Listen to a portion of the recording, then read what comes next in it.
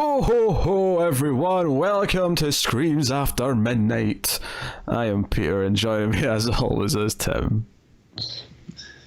Good afternoon. I always love the energy you bring to a review, Tim. Always second to none. Second to none.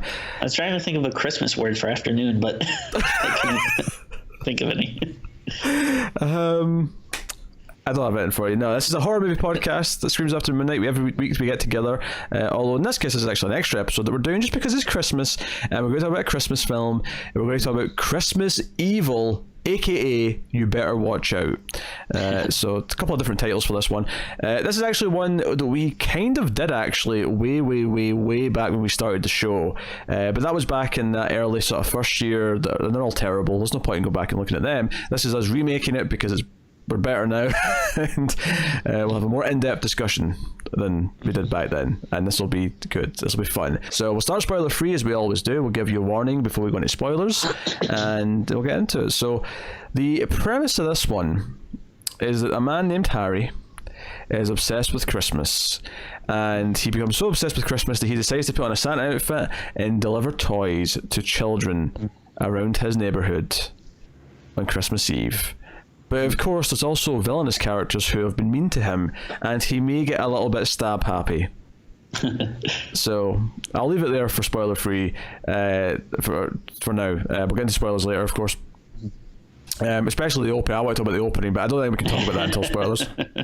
The opening's got a lot of interesting elements, shall we say. So Tim, I mean, we've seen this before, but for the sake of the audience here, do you enjoy Christmas Evil? I do enjoy it. I don't think I love it as much as you do, or maybe as some other people do. I've not said how I feel yet. Tim, don't you put words in my mouth, you filthy bastard. I mean, you're dressed like the main character right now, but What I think we have here, it's a very interesting movie. It's like it has like a very sleazy feel to it, which I like, and like the opening is really crazy, and then the ending is like very weird and unexpected, but like in a cool way that I like. But then I do find the middle to be a little bit of a slog. Like I think there's some cool stuff in it, and it's not like painful to get through or anything, but like I do kind of feel myself starting to like lose a little bit of interest in the middle parts of it. So that's as opposed to something like your Silent Night, Deadly Nights, which is just kind of like I feel like crazy all the way through. But I mean, again, I don't want to sound like I'm too harsh on it, because I do enjoy this movie quite a bit. But I wouldn't necessarily say like I love it. Okay. I like it a lot. I think when I first saw this, I was expecting it to be some sleazy little movie that probably has some charm, but is ultimately not that good. Whereas I actually think it actually is kind of a genuinely good movie for what it's doing. Like it's creepy. It's got this unhinged main character who's got a very sort of grimy feel to him, but it's also really well directed, and it never feels like it feels like it's punching above its weight class, I guess is the best way to describe it. And I will say there was a few things like I noticed on this watch that I actually thought were like legitimately disturbing and cool, and like not in a like I think it's a movie that kind of gets lumped in with being one of those like Silent Night, Deadly Nights, where it's fun because it's like so cheesy and crazy, which I do agree with to an extent, but I do also feel like there is some stuff that is legitimately good, and we'll get to it in spoilers, but there was like a few scenes where I was like, oh, this is actually like cool, and not in a like weird cheesy way. There's a genuine... It definitely feels like the director here. Let me just grab his name so that we're saying it right. Lewis Jackson. It definitely feels like the director here, who also wrote the movie, it feels like this was a bit of a passion project. It feels like he really cares about this, and it's this, this artistic exercise for him. It's not just some schlocky little movie to make money necessarily, and I think you can kind of feel that throughout the film. It's not to say that everything about it, like there's no cheesy elements, or there's nothing that kind of rings a bit dated or anything like that, but there's a really nice progression to the story, and it's full of really sort of standout moments, and I like the performance from the lead. And like you say, the ending is batshit insane and delightful. And I recommend not, ruining it for yourself. If you're going to watch it, if you're going to stop this review before we get to spoilers, and you want to go watch the movie, do not look up the ending. If you have the Blu-ray, which I do, the Vinegar Syndrome Blu-ray, don't look at the scene selection, because the scene selection screen cap of the final one spoils the ending. Don't do that. Just go in cold, not knowing where it's going, and you'll be delighted with that final 30 seconds, I guarantee you. So I think the lead performance is good from the actor. Yeah, he plays like a very good, like, unhinged character, and it kind of reminds me of, like, something you might see from, like, I don't know, like Maniac or Henry, Portrait of a Serial Killer, or something, where you're not just seeing this character as like a boogeyman type, but you're actually spending time with them and seeing how they, are spending their days and stuff, which which is always like an interesting concept, and it is actually surprisingly pretty well done here, I think. Yeah, I think you have a character who, while he is unhinged, there is kind of a genuine sweetness to him because of the nature of how because of the whole Santa fantasy, and because he's literally keeping a naughty or nice list. He's spying on the neighborhood kids, and that's kind of creepy, obviously. But at the same time, there's this kind of weird sweetness to him when he tries to give them advice, or he tries to give them presents or stuff like it. There's an odd, genuine quality to it, which obviously I think most of us see these days and go, oh no, you might be a pedophile, like, get him away. But but like it works in the movie for what it is, and it feels genuine, and you get a sense of who this character is, and the slow build to what he becomes. It's kind of the weird Christmas version of Taxi Driver or something like that. Whatever you want to end up calling it, but yeah, so I like that. I think some of the set pieces are really fun. The kills are good. They're kind of good in a really erratic way, where the editing's very jumpy, but it kind of does this thing where it feels really stark because of it, where it'll cut to like someone and they'll already get their head bashed in or something like that. Yeah. It feels very like you're losing time in the moments, but it actually kind of works to its benefit to give it this kind of weird feel to it. Yeah. There's like a little bit of a style to it. Like, it's not just, it doesn't really necessarily feel like generic or anything. Yeah.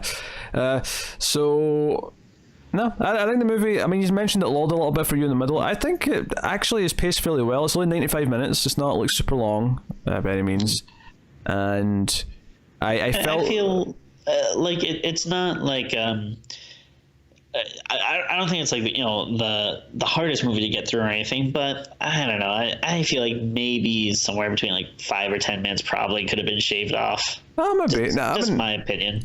I'm not going to necessarily argue with that much. I didn't really feel it too badly though. I think that all the sections of the movie are distinct because we have this sort of section that's like a few months from Christmas, and then there's Thanksgiving sort of time, and then we get to Christmas Eve and I feel like it naturally kind of like builds up through all those sections, and how it sort of shapes what he's going to do at Christmas, and how he just kind of breaks a little bit, and it's kind of nice. It's kind of fun. It's just fun to watch him kind of obviously a lot of this is about repression and about what happened to him as a child, because the opening scene is with him as a child. We'll get to it in spoilers, but exactly what happens. But like he's very repressed. Anytime anything comes up that's sexual, for example, he really gets uncomfortable and doesn't like it, and it becomes a bit of a running thing as to what he really targets. He also, any talk about Santa not being real, any sort of lack of care, because he works at a toy factory. He works like a at a toy assembly line. Although he's been promoted to like a manager and he hates it because he's not on the line anymore, actually touching the toys. But he's even involved. So when anytime any of the workers like doesn't seem to care about the quality of the toys, doesn't care about the children, he gets very upset and he's like, no, this is the most important thing. You have to care about the children. You have to care about the Christmas. Yeah. And so on. So. Yeah, it is kind of interesting how they take like the, someone that would be obsessed with Santa and like living that out in real life, like to kind of the logical conclusions, like, working in a toy factory and, like I like when you see him like actually like keeping, his own like naughty and nice lists, like, all that stuff is like really interesting to see how it would, it would come out like in the real world. Or even down to the fact that when he's actually delivering presents, he's having to break into houses to do it. Yeah. It's just he's having to sneak. He knows that he'll if he's caught, it'll be seen as a bad thing, but he's doing it anyway because he thinks it's the right thing to do. Yeah. I'm almost sad that there's not a scene where like the parents get up on Christmas morning and there's all these extra presents and they're like, "We didn't buy those. Where'd those come from?" Yeah, that actually would be kind of interesting. Yeah, like see the parents like be freaked out and again, it's cool too whenever they have scenes like with kids involved because like the kids are always like on Santa's side and stuff. So it is funny to see like that the juxtaposition between that and the parents who are like very rightfully like freaked out. Yeah, there's some good scenes with kids. Yeah, so I think we'll give the spoiler warning so we can dive into the insanity. So full spoilers for Christmas Evil, aka You Better Watch Out. So the movie begins. Are you gonna thank any Patreon people or? Okay, I'll do. Okay, I thought it was a bit early in the show for that, but you know what? No. Tim wants it. Tim wants it just now, so I'll do it just now. So thank you to our Patreon producers for the month of December: David Short, Alison M. Fordyce, Cindy Palacios, and Tyler Hest. Those are our Patreon producers for the month. That means that they're patrons at the $20 or above tiers, and you can do the same over at patreon.com/MailFuzzTV. But of course, you don't have to give that much. You can give as little as $1 per month, and you get an exclusive bonus episode every month for that $1. And then at the $5 tier, you get voting rights and other things. So go and have a look and see if you're interested. This month's bonus movie is indeed a Christmas movie and might even be up by the time this one's up for everyone. So go and have a look. And there's a back catalogue of bonus movies now to get access to. It's basically our own Netflix. It's Mail Fuzz Netflix. You get all these streams episodes that are exclusive. It makes that perfect Christmas gift. When you don't know what to get someone, say, hey, I signed you up for a thing you probably don't know what it is, but here you go, and never cancel. Yes, never cancel. Yes. Increase the amount perhaps, but never cancel. Yes. Yeah. Fantastic idea. So yeah, patreon.com/MailFuzzTV if you want to support everything we do and keep all the content coming. We love you loads. Thank you. And we'll continue. All right, so Christmas Evil opens with a flashback. Immediately, there's no like logo or anything like that for the movie. It just goes straight to like, oh, it's Christmas 1948 or whatever it is at this house, and we got young Harry and his brother Philip, and they are on the stairs with their mum watching Santa arrive. And like, this is the thing, so Santa's the dad, obviously, that's the whole point of this, but like they actually have like this weird effect where Santa like comes down the chimney and then like goes back up it again, and it's this little sound effect goes whoop, and I'm like, they went to a lot of effort to convince their kids that this was Santa. That's a little much. I never had my parents dress up as Santa or anything, but I do remember before. I'm assuming it was probably my mom put like fake like a reindeer hoof prints like through our house. So she was like, oh look the reindeer must have came last night, and I think maybe she had like some chewed up carrots or something outside, like Of course Detective Timmy would say, but why were the reindeer in the house, Mom? That makes no sense.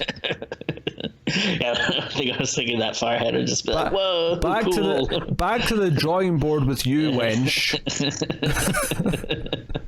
If you're going to give me this ruse, then do it properly. Yeah, I don't think I was that discerning of a child, but you were an idiot child is what you're telling me. Tim was an idiot child. Okay, we've learned that today. I mean, I don't know, I was like 4 or 5. It's not like I was like 15 when this Idiot happened. childs. All right, well, I'm sorry that I had some magic growing up, as opposed to you and your family that just exchange beige wrapped Christmas presents. Oh, I was way into Christmas as a kid. What are you talking about, Tim? Sure. I used to love waking up and just seeing the couch covered in presents, like the entire couch in the living room. Just What freaks put presents on the couch? well, Go under a tree. there was some under the tree, but there were so many that it would just cover the entire couch. Sure. I was spoiled. I was an only child, all right. I was spoiled. What you want from me? But of course they go back upstairs, and there's a little moment where Santa winks at them, and he eats the like bread they've left out. Like, who leaves out bread for Santa? Like, maybe like in the UK it's maybe like little pies you leave out for him with a glass of milk. I don't know. It's usually cookies. Yeah, cookies. Here in the Yeah. States. But this is basically foreshadowing for what's about to happen, though. Sure. He's about to eat something else. Anyway.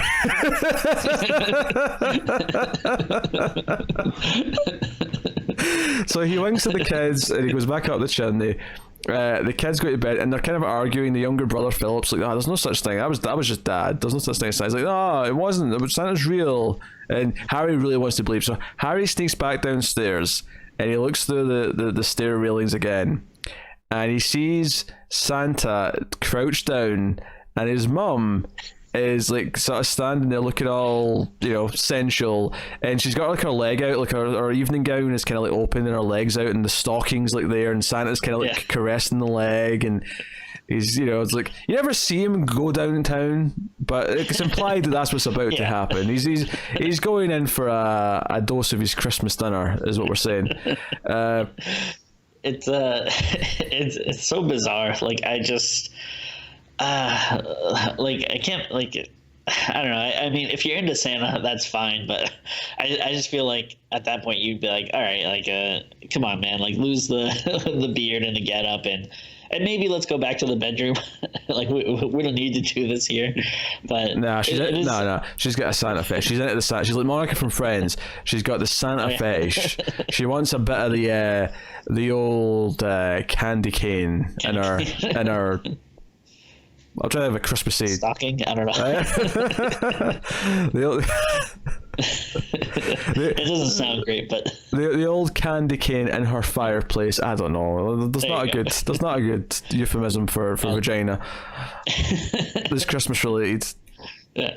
No, it's very funny, and then it's funny in general that they're doing this, and then but also just I love that it freaks the kid out like so much. Like, I feel like if I was that kid, I would just be confused. I'd be like, what is going on? But like this, it like ruins his life. I almost think there's lots of ways to take this. There's the comedy version where the son just gets like offended that her mum's cheating on his dad. So he just gets up and slaps and goes, "What are you doing, you slut? Yeah. How dare you? You're cheating on my father." Or like the next day where he has like a solemn conversation with his father, like, "Dad, I have to tell you something. I don't know how you're gonna take this." I saw Mum with another man last night. He had a great big white bushy beard. Oh dear. Yeah, but no, it emotionally scars him, and like the next scene is him like cutting himself. Yeah, he runs up to like the attic or whatever it is, and he smashes a snow globe, and he cuts himself with the glass, and then the blood like lands in the little like house that was inside the snow globe. So you see like, the red blood hit the white snow covered house. And it's like, this is the thing with the movie where it's like, if you describe it, it does sound like very cheesy. It's like, this kid saw like Santa going down on his mom, so he goes upstairs and like cuts himself with a snow globe. Like, that does sound like pretty wild, but when you watch it, it does actually like work. I mean, I think weird, but like it does look cool. I think at this point in the movie's not kind of won you over into into actually being a well directed movie. It's definitely taken very seriously. I think you're still sort of thinking this movie's just going to be one of these crazy movies with this absurd premise, right? But I think once you get to the point after this where he's having like these like quick 1 second flashbacks to it, like he's actually kind of like remembering like Santa touching his mom, and he's having this violent little flashback. It kind of like starts to work really well. But yeah, so that's the opening. Now, did you ever have like a specific moment when you realized Santa wasn't real? Like, did someone ever tell you that, or did you kind of just? I don't think so. I don't think there was a specific moment. I think there was just some time around the age of 8. It kind of. Yeah, like I don't think anyone ever like specifically told me or something. I think it just at some point you just realize like, oh yeah, that's not a thing. Yeah. I think at the point where I could extort my parents for more presents was the you know, there was more strategy in admitting Santa wasn't real. Yeah. Like the movie begins after this scene, of course, with Harry in present day 1980 waking up. And he's got like a Santa hat, he's got Santa pajamas on, he wakes up with Santa decorations everywhere, and then you see on the calendar it's like 3 months to Christmas. It's like, isn't it weird though, like, sorry, like, just go back like a bit, like, sure. Like obviously this makes sense for the movie, that like, you know, it's a perfectly fine timeline, but like watching it now, it feels like so old when it like starts off in like 1947 or 8 or whatever. Like it, you know, it makes sense. Like if you're seeing it in 1980 at the time or whatever, that's like, oh yeah, that would have been when, yeah, you know, that person was like the little kid or whatever. But now it just like feels so old. Yeah. It's one of those things where you oh, that feels ancient, and I'm like, no, it actually lines up because it's almost 1950. It's 30 years later. The guy's in his 40s, yeah, but it lines up. Like it makes sense. But of course, he's an ancient man now. If he's still alive, the actor's going to be a really old man. Cause that's the way it is. He's like, I don't know, Harrison Ford age, I guess, would be my guess. But no, so the old joke is that he wakes up and everything's decorated for Christmas, but it's not actually even close to Christmas time. Of course, as the years have went on, this has become closer and closer to reality for many people. So, the Christmas decorations going up earlier every year and whatever else, but so we find out it wasn't the toy factory, and we also find out he's keeping a naughty or nice list. He's got binoculars and he's watching the local kids, and he's like, oh, little Susie's good, she's playing with a doll, that's nice. Oh, little Tommy's taking out the garbage for his parents. Oh, little Sammy, he's got a penthouse. Sammy, no. Yeah, it's like a lot of like weird like porn stuff. Like I think it was like a later scene where like some kid, they're saying what they want for Christmas. I think some kid asked for like, it's the same kid, I think. That makes sense then. Yeah. He asked for like a subscription to, I forget if it's Penthouse or something else, but yeah, no, because he's walking back, and he must have a thing with them where he jokes about wishing for things every day, and they're like, hey, what do you wish for? And he wished, I can't remember what Harry says, but he says, oh, what do you wish for, kids? And like one's like, oh, I wished for control over school, so I could, you know, give everyone a day off whenever I want. And he's like, oh, that's sweet. And you know, someone else, and then the last kid's like, I want your subscription to Penthouse. And he's like, oh, and there's this like close up into like Harry's eyes, there's this like, you know, psychotic close up of his eyes, like like he's ready to kill. This kid's not long for this world. And he actually, because he goes by to the kid's house like the night, like later that night, and he like puts mud on his face and his hands, and then presses his face and hands against the house to like, almost as like a warning, like, no, this house is not to get presents, this is the marked house. Yeah, kind of thing. I thought it was going to look, I mean, obviously this is pre-Predator, but it was making me think of Predator. I was like, what, are you going to fight the Predator? You putting mud all over your face and body like to hide your heat signature? What's going on?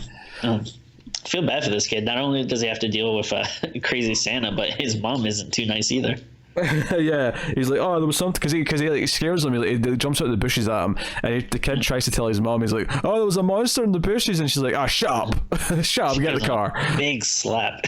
Yeah. So no, but we see that he's picked on at work. Like the other guys take advantage of him. The one guy tricks him into working his shift because he claims he has to go on holiday like early because his wife wants to leave the night before they were supposed to have his first day off, and he does it for him. But when he's on his way home after working this guy's shift, he sees him in the bar joking with his friends. Oh, I made that schmuck work my shift. Yeah. You're shaking your head there, Timmy. Did this affect you? Did this hurt you? It did hurt me. As a person that has taken other people's shifts before, I could relate to this. Oh, did you find out you were tricked? No, it was always for legitimate reasons, but still. You still hate them for it deep down inside. Yeah. Yeah. I'm going to be pissing your eggnog this Christmas. That's what Tim was thinking on that snowy day in 2009. Sure. Sounds right. Oh dear. We find out his brother's got a wife and kids. Philip is married. He's got 2 kids, and they want him over for Thanksgiving. And he says, "No, I've got plans." And he's just sitting there. And this is the thing. He's watching the Thanksgiving Day parade, and he perks up when Santa shows up. When the big Santa float comes out, he's like, this is time." And he's becoming more and more disconnected with reality and the people that he's supposed to see. And Philip's like, "Oh, come on, Harry!" And I think actually the first time we see him. See Philip and his wife is actually Harry's watching them through the window. He actually spies on them, and we see them kind of have sex, or still start to have sex after they put the kids to bed. They're kind of like making out on the couch, and again it's like Harry sees Philip as like, "Oh, you're just like everyone else. You're he's like a demented person wanting to hold on to childhood in all the wrong ways, which makes him violent." So. Yeah. Basically, by the time the Christmas lights are being turned on at the start of December or next day after Thanksgiving or whatever it is, he's basically decided he's going to be Santa Claus, and he starts making his Santa outfit and his beard, and he does a bit of sewing, costume crafting, if you will. Sure. And makes tailoring, yes. He makes his Santa outfit.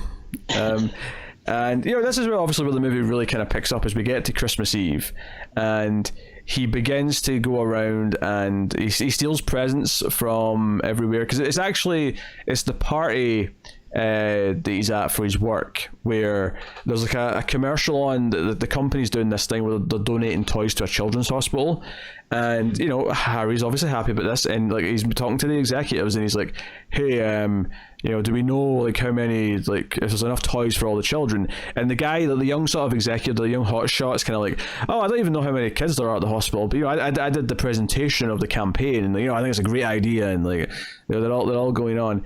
And he storms out. He's upset. He's angry, and that's kind of what inspires him to really sort of go into this. But he steals all these toys from his work, and the first thing he does is he goes to the children's hospital. Actually, that's not the first. I think he goes to a house first. He goes to like one random house first. Maybe he does. I forget. This little section kind of blurs together. Yeah, but he goes to the orphanage or the children's hospital, and he almost gets into a fight with a security guard. There's 80-year-old security guard who almost pulls his gun on him. He's like, "I've got presents for the children. All you have to say is Merry Christmas." And the security guard's like, "Oh, well, don't come inside, but I'll go get some staff or something." And they come outside, and he opens his van, which that's the other thing. He's painted a sleigh on the side of his van. That's his Santa sleigh, is his van.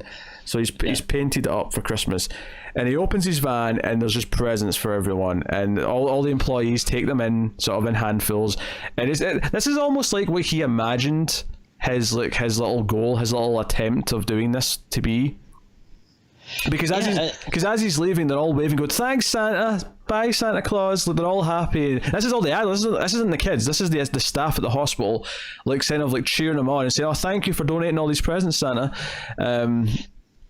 It's like, and what's kind of funny is like he could have ended his night here, and like we wouldn't have had a horror movie. We would have had like a little weird movie, but it would have been kind of a sweet tale about this guy who kind of gets to be Santa for a little bit, but like obviously it goes on from there. But it is kind of interesting to have a horror movie where like your main bad guy, I suppose, like is actually does some good in it. Yeah.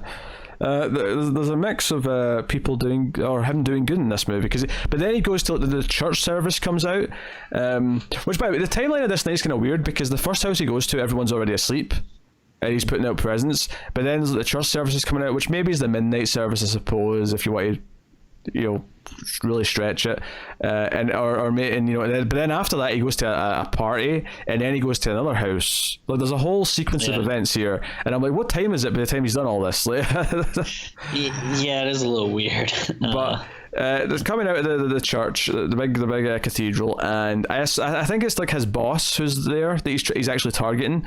But there's these yuppies at the front who come up and say, "Oh, here's Santa. Is this your new sleigh, the van?" And they start making fun of him and all the rest of it. And when they start picking on him, he pulls out a candy cane. But no, it's a toy soldier. That's got a real sort of sword. Like, I mean, it's a little sword, obviously. So there's this little metal blade coming out of this toy soldier as if it's a sword, and he sticks it in the guy's eye. And then he keeps pulling other presents from his sack and like stabs other people with them. He kills 3 people as like 30 people on the stairs watch this happen, and he gets away. You think maybe you could rush him, you know? Maybe everyone who's standing there, you know? I like obviously like some people are probably going to be in shock. Like that makes sense, but. Yeah, you think there'd be enough people to take him down, but I don't know. Yeah, but this is shot kind of cool actually, because the way it sort of cuts between him stabbing the 3 victims is very kind of abstract, and you see like, you know, slices, and you see like, you know, close-ups of like the eyes being stabbed and things like that, but it's never like a clear view of it. And then so when he leaves and you see like 3 people lying there dead, you didn't actually know how many people he stabbed before that. Like you were kind of confused and in the moment, which I guess maybe puts you in the mindset of the people watching. Maybe it puts you in the same place where you're kind of in shock and you don't really get a clear view of what's happening. It's all kind of a rush. Yeah, and I like the music and the sound effects that, you know, accompany it. Like it's you know, there'll be like these kind of like sudden stings, and then like a lot of times like you'll focus on just the weapon. It'll just be kind of like a stark black screen, and it does like look kind of cool. Yeah, and like I said, he goes to a Christmas party. He doesn't intend to. He's sort of watching it from the outside, and 2 guys kind of notice him and drag him in. One of whom I'm pretty sure is a younger Victor Salamanca from Breaking Bad and Better Call Saul. I felt like that was him. In fact, I'm almost wanting to check. Let's confirm this. I'd probably be quicker going to the actor since I know him. Well, I don't know him. Oh, you're not friends with him? I'm not friends with him, no. Okay. Oh, it is him. He's there. He's credited as man number 2. Cool. Mark Margolis. I think people knew him from the first Ace Ventura first, but nowadays he's known for Breaking Bad and Better Call Saul. Oh, okay. He was in Requiem for a Dream as well, and Scarface even. So he's been in a bunch of stuff. I'm sure this was his favorite. Oh sure, yeah, dragging this random Santa dude into a party. Yeah, I'm sure this is the career of his life. But yeah, and while he's in the party, he dances with people. He has a good time, and the kids all seem to like him. He has one awkward moment where he kind of threatens that if they're naughty, he'll give them something bad. That'll give them nightmares. But other than that, like, you know, everyone kind of cheers him on. He's like, I have to go. I've got more deliveries to make. You know, kind of thing. So it's a fun sequence, and then he goes to the employee who, you know, tricked him into working his shift, who's been mean to him all movie. He goes to his house, gives presents to the kids. The kids kind of see him, and he kind of gives them a little shh, you know, wink wink. And then he goes into the bedroom where the guy and his wife are sleeping, and they've got like a little mini Christmas tree above their bed, which is relevant because it's going to be used in a minute.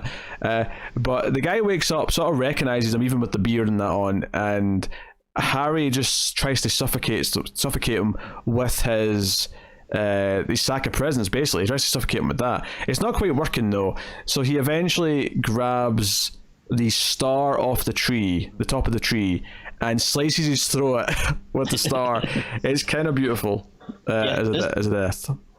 Yeah, this is like a really good kill, and like I think it's actually like really freaky that he's doing this with his like wife like right next to him in bed. Yeah, sleeping. And then she wakes up when he lands on top of her, but she's in shock to say anything. And then the kids see Santa leaving, and they're all happy to see him, and they're sort of like waving goodbye. And then you hear the mum scream because the kids are like right next door. It does have like a creepy vibe. The whole thing has a really uncomfortable feel to it. Yeah, I really like. And again, I can't really think of. I mean, I don't think that it's never been done before, but I can't really think of too many other examples where, like, you know, his wife wakes up and, you know, she sees her husband, and then like she does like a couple of like silent screams. Like she's in so much shock, she can't actually make sounds for a bit. So you kind of see her like opening her mouth and screaming, but nothing's coming out. And I just think it's such like a really powerful like image, and it's a cool thing. I feel like you don't see a lot. And then like you said, he comes out and the kids see him, but then you actually hear the the wife scream at that point. And it's really cool. I think it nearly sums up the core kind of conflict in himself for the whole movie, and that he's got these really noble intentions of giving presents to kids, but he's also got this dark side that's come from it.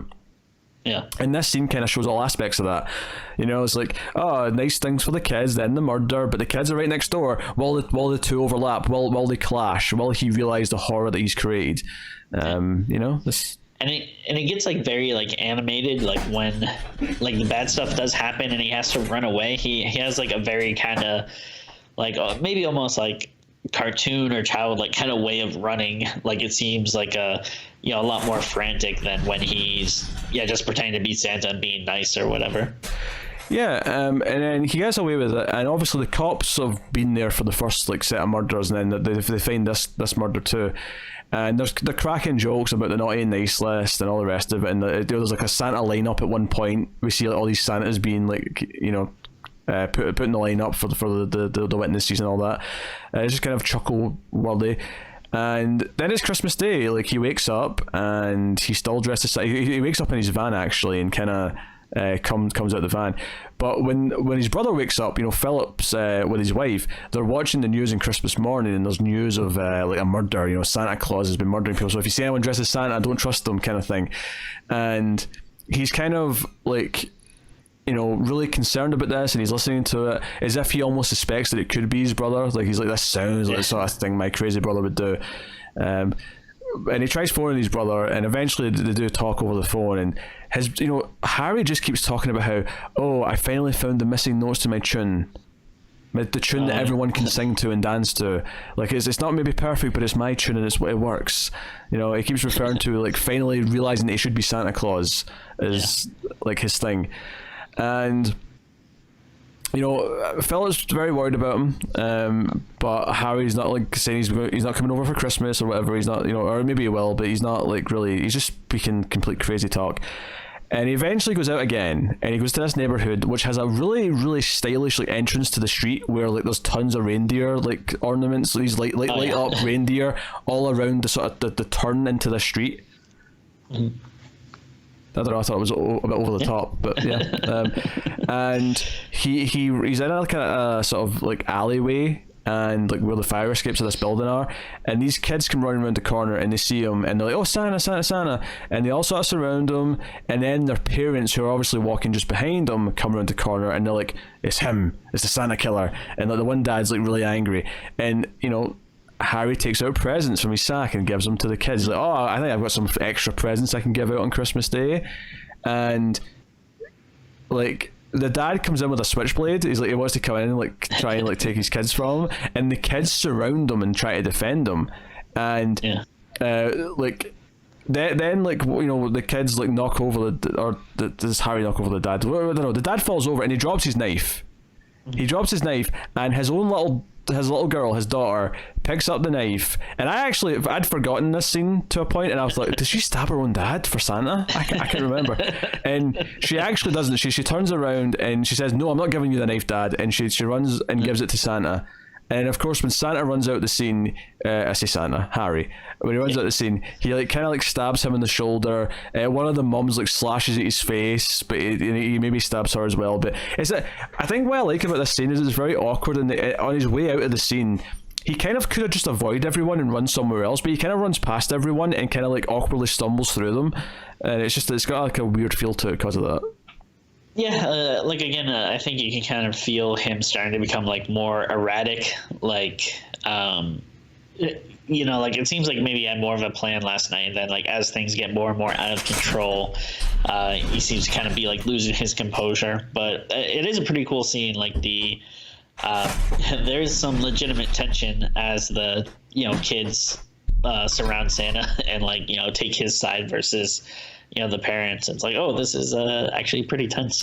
Yeah, it's a fun little sequence because the kids are trying to defend Santa because it's Santa, and they don't understand that he's dangerous, but the parents are all terrified. Like, it really kind of sums up kind of the perversion of like what he's done to it. So he runs away. This crowd start an angry mob, and this is like maybe one of the things that I have to kind of complain about is I don't understand why this angry mob use torches like it's a Frankenstein movie. Like, it's 1980, not 1880. What?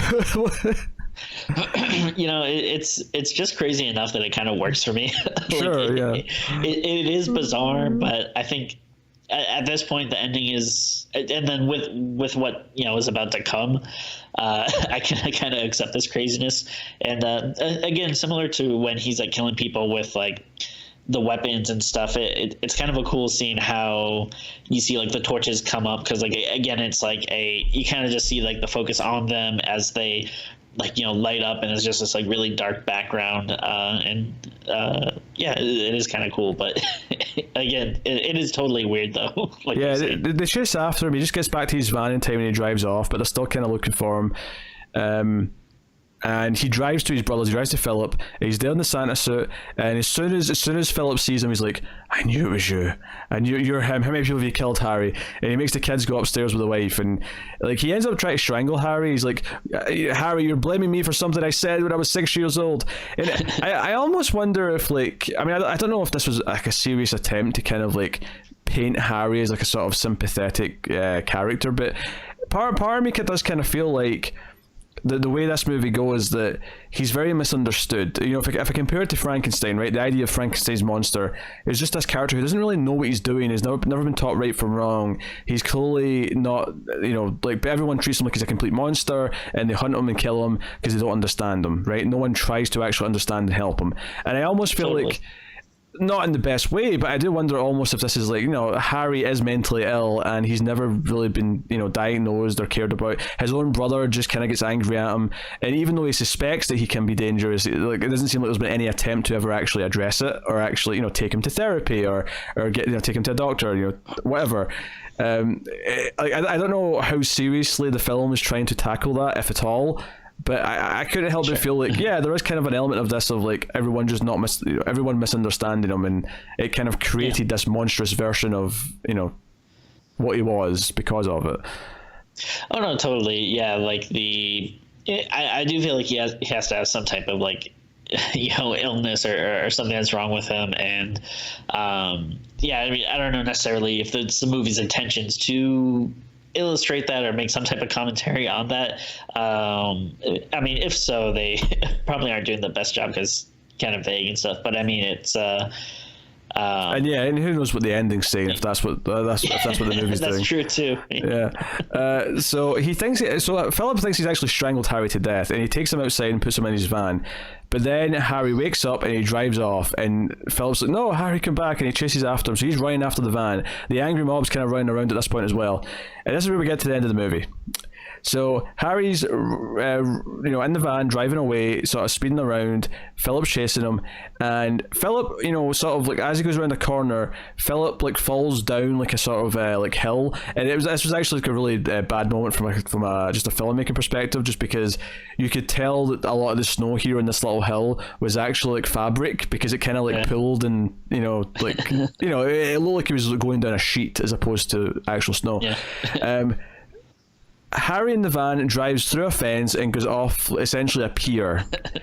And despite this movie having nothing supernatural or anything, actually magical throughout the whole thing, the van does not crash into the water.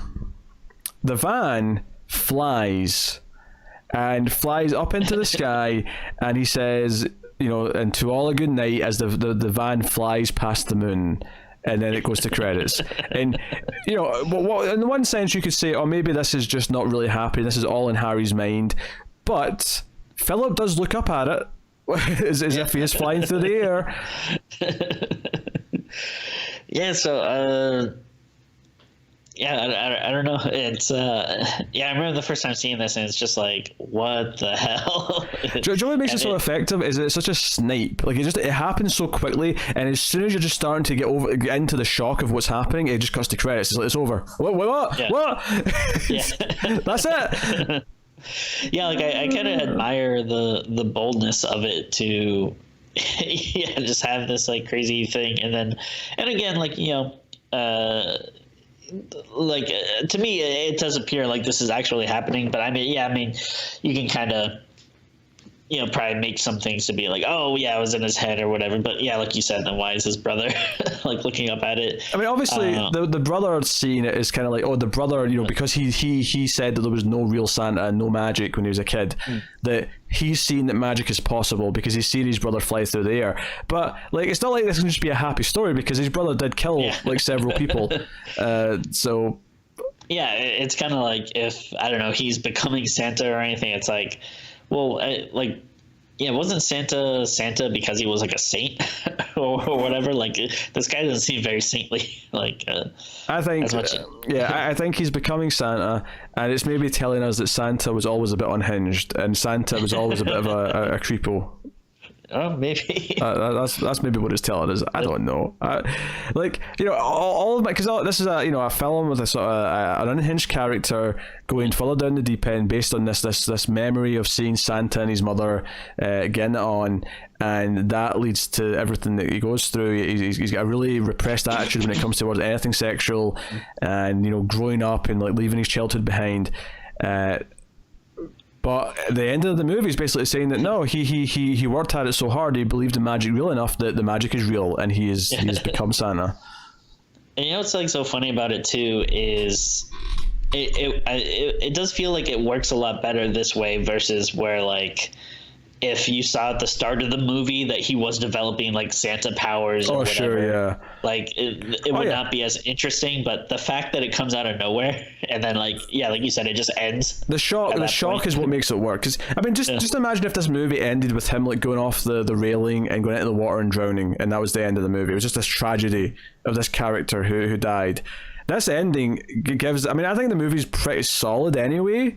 But like this ending is what makes it memorable. This ending is what makes everyone go, you need to see Christmas Evil, because the ending is batshit. And you won't see it coming. No one sees it coming. No one will ever guess. Oh, he just starts flying.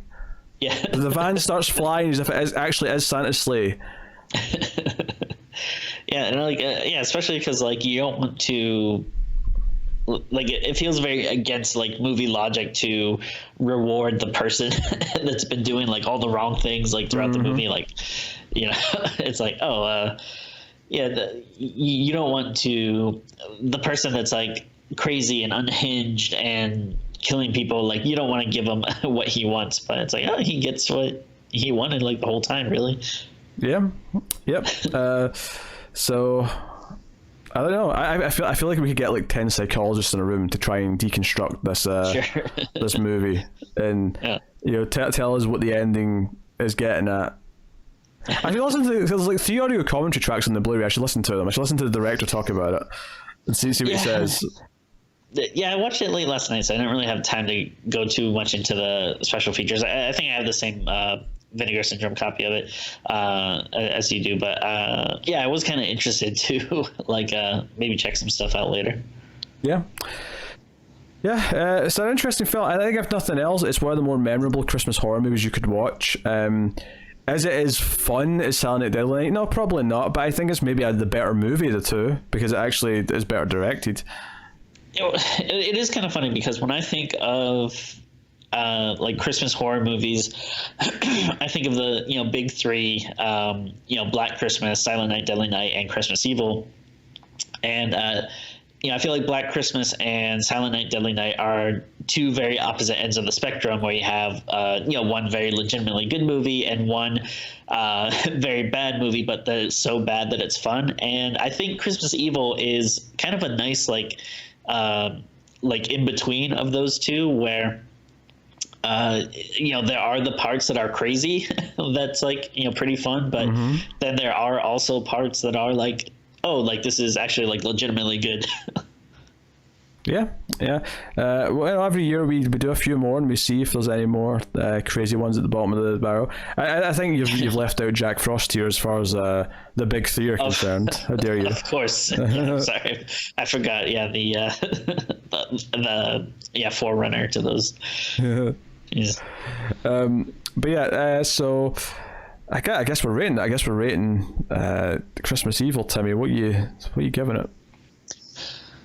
I think I do like it, but again, I don't know if I'd go as far to say that I love it. So, I think I'll be a little generous and still give it a pretty good score, though. So I'll give it a straight 7. I was kind of waffling between like 6.5 and a 7, but I do think, again, in the Christmas spirit, I'll bump it up a bit. It's again, it is a very interesting movie, and there's some wild stuff, and then there's some like cool, interesting stuff, and then I think. Again, for me, I just find myself not as interested in the stuff in the middle. Not to say that it's necessarily bad or that it doesn't work. I just think when I rewatch it, and maybe it's because I am anticipating the craziness of the ending so much. Maybe that in comparison makes some stuff in the middle like not as thrilling. But I mean, it is still interesting and worthwhile to have that stuff in the movie. But I don't know. It does, tire me out a little bit more. But sure, yeah. I'll go with 7.5. I feel like I almost want to give it the 8, but like obviously it isn't perfect. There's definitely some things that come off a little bit weird, and not in like a good way. But like I think it's an impressive, nasty little film that has like a weird like artistic merit to it. That feels like a passion project, even if it doesn't necessarily always make complete sense. And it's got some great scenes, and the ending's very memorable. So 7.5 is what I'm going to give it. But certainly, if you're going to watch like a marathon of Christmas horror movies, like that should be a relative priority on the list. Oh, like, definitely. Yeah. There's only a few that I would say that are more worthwhile. So. There you go. That is Christmas Evil, aka You Better Watch Out. You can let us know what you thought of the movie in the comments below. Like and subscribe. Ding the bell on YouTube. Make sure you get the notifications. All of that does help us, as does, of course, rating the podcast on Apple Podcasts. Give us 5 stars, a nice review. More people will find us that way. And, of course, you can go to patreon.com/MailFuzzTV, as we mentioned earlier, and support us for as low as $1 per month and get a bonus episode, as well as all the things at the higher tiers. So go and have a look and see how you feel about that. And keep all the content coming. Get us on Twitter at well, you get us at mail_fuzz for mail fuzz in general, but get us at Screams Midnight for specifically Screams After Midnight stuff. Me and Tim typically joke around a lot on there and do whatever shenanigans.